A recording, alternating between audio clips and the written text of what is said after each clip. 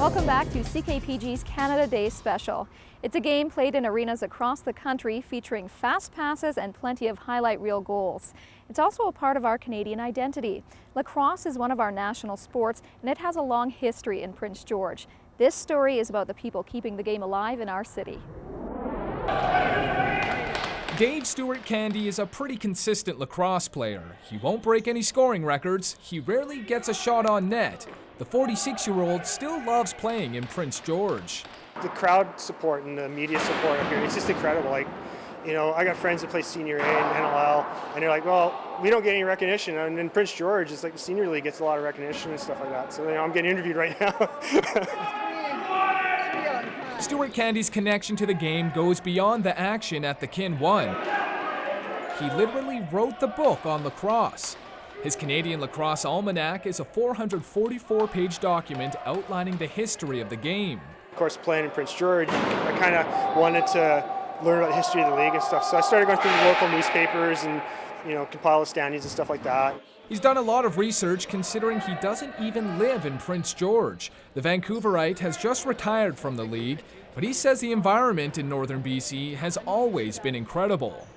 Lacrosse is one of the oldest team sports in North America. Its origins date back to First Nations playing the game around the Great Lakes in Ontario.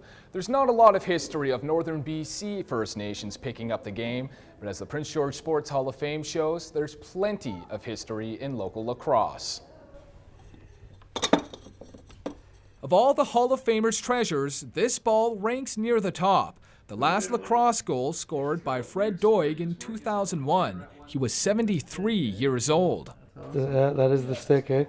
I played in quite a few places, and Prince George to me was the best place to play in. That's the one, eh? That's her. Often wielding this stick, his career numbers were spectacular. He played games in parts of 8 decades, starting in 1935.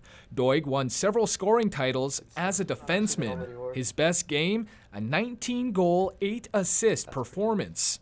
When I was researching the history of the Prince George League, when it started up in the mid-'60s, his name just popped up all over the place. And I'm pretty sure it actually even says in there, there's a newspaper article saying like he's the founder of lacrosse in Prince George. I don't look at myself as a big name in there. Just an average guy. An average guy who has received awards from all over, including one from the Governor General. Doig has also graced the pages of Prince George newspapers decade after decade. It helped inspire his grandson to pick up Canada's game. But he's not following in Fred's footsteps. Well, I don't think you can follow in him. You got to make your own kind of, because he won Man Cups and national titles and stuff like that, and that's pretty out of the question playing up here.